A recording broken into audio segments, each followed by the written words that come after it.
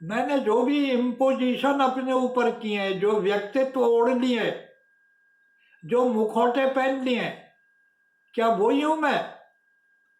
एक एक मुखौटा उतारना पड़ता है, एक एक वस्त्र उतारना पड़ता है, विवस्त्र होना पड़ता है, सबको हटाना पड़ता है। तब मालूम पड़ेगा मैं कौन हूं। तब मालूम पड़ेगा मैं चेतना हूं, मैं जीवन हूं। एक ऐसा जीवन जो न जन्म लेता है, न मरता है, न जर्जरित होता है, न जलता है, न पानी में गलता है, न वायु से सूखता है। मैं एक ऐसा चेतन तत्व हूं। इसीलिए उपनिषद कहते हैं आत्मानम विद्धि। तू क्या खोज रहा है?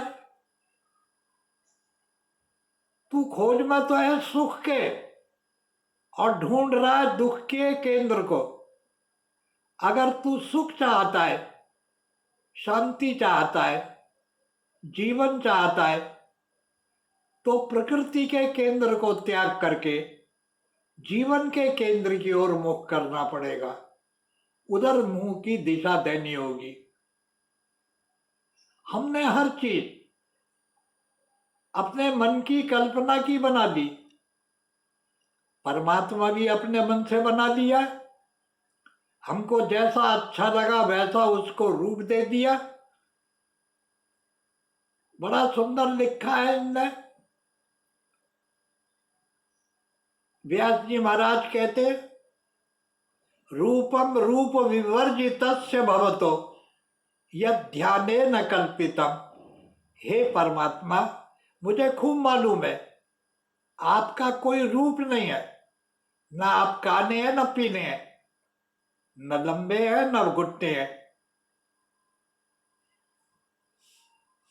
आपका कोई रूप नहीं, कोई आकार नहीं है। लेकिन मैंने व्याकुलता में आकर के आपकी कल्पना कर ली, आपको भी बनाया, अपना जैसा बना दिया। बजाय इसके कि मैं आपकी जैसा होता, मैंने आपको अपना जैसा बना दिया। कितने बड़े आश्चर्य की बात हुई। हमको, जीव को ब्रह्म की ओर चल करके ब्रह्म रूप होना था, तो जीव ब्रह्म रूप तो नहीं बना, उसने परमात्मा को अपना रूप प्रदान कर दिया। अपना जैसा साकार शरीर वाला एक परमात्मा खड़ा कर दिया। तो मैं निवेदन कर रहा था, आत्मविस्मृति सबसे बड़ा दुख है, सबसे बड़ा विक्षिप्तता का, पागलपन का कारण है कि जब आदमी अपने आप को भूल जाता है, आत्मविस्मृत हो जाता है। आत्मविस्मृत अवस्था को नशे की अवस्था कहा जाता है। आयुर्वेद के ग्रंथ में एक पंक्ति आई है कि जिससे आत्मविस्मृति होती है उसी को मद उच्यते, मद कहा जाता है, नशा कहा जाता है। नशा किसे कहते हैं? कि यथा आत्मविस्मृति भवती। नशा भांग का हो तो क्या है, अपने आप को भूल गया। दारू पी तो अपने आप को भूल गया, कलेक्टर हो गया। पैसा आया तो अपने आप को भूल गया, पागल हो गया। ऊंचा पद पाया तो अपने आप को भूल गया, अपनी हैसियत को भूल गया, अपनी शक्ति को भूल गया। तो जिससे बुद्धि भ्रष्ट हो जाती है, मदकारी तदुच्यते। बुद्धि यथा विलुम्पति तद मदकारी उच्यते। जिससे बुद्धि नष्ट हो जाए उसको मदकारी कहते। ये धन की, हमारे लोगों ने अधिक धन होने की निंदा क्यों की?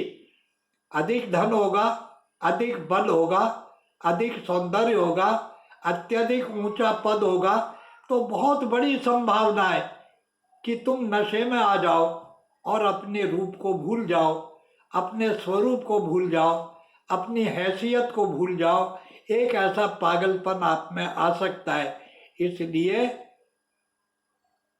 स्मृति विनश्यति मदकारी तदुच्यते, जिससे अपनी स्मृति नष्ट हो जाती है, अपना स्वरूप हम भूल जाते हैं, उन्हीं वस्तुओं को हम नशा कहते हैं। वो नशा चाहे धन में हो, पद में हो, रूप में हो, शक्ति में हो, राजनीति में हो, प्रसिद्धि में हो, तो ये सारी चीज़ें आदमी को नशा दे करके नष्ट कर देती हैं, और नष्ट हुआ बुद्धि वाला आदमी विक्षिप्त भवती, पागल हो जाता है। तो आज की हमारी सबसे बड़ी समस्या है कि हम बुद्धिमान होते हुए भी, तत्ववादी होते हुए भी, वैज्ञानिक होते हुए भी महानाश के एक ऐसे धरातल पर आकर खड़े हो गए कि जहां हम इस उम्मीद में बैठे हैं कोई हमारी रक्षा करे, कोई हमें शांति प्रदान करे।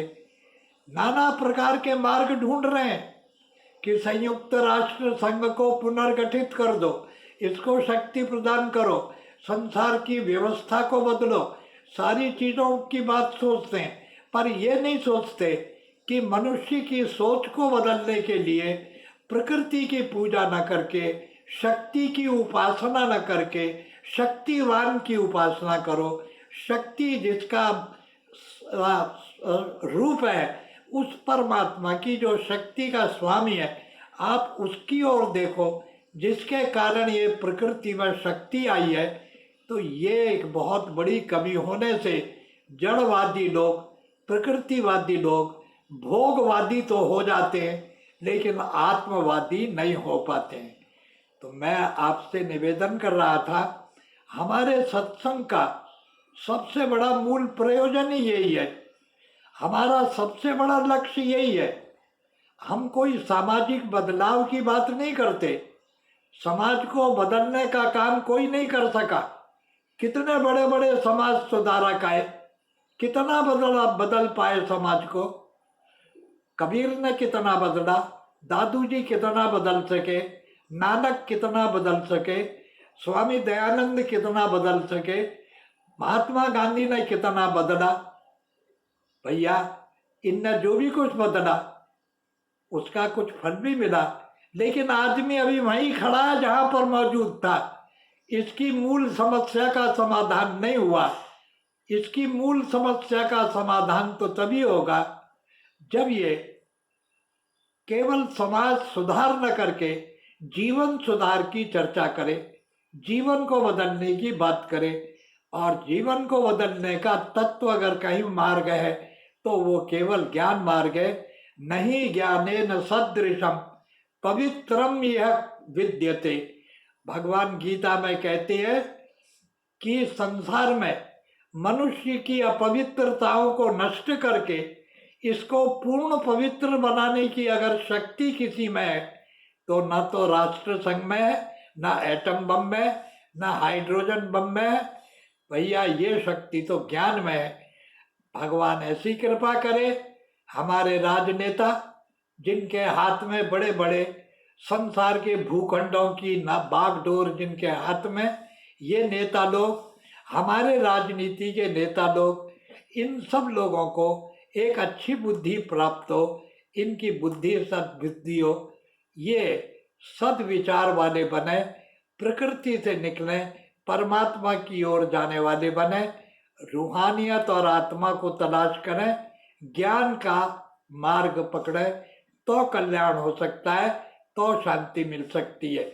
इसलिए भगवान ने कहा कि अगर पवित्र होना चाहते हो, इस वातावरण में भय मुक्त होना चाहते हो, अगर तुमको कोई भय न हो, आशंका न हो, तुम्हारा विश्वास दृढ़ बना रहे, तुम्हारा अपने जीवन के प्रति अटूट आस्था बनी रहे, दूसरे के जीवन के प्रति सम्मान बना रहे, अगर आप ऐसा चाहते हो तो आपको चाहिए ज्ञान के मार्ग का अवलंबन करो।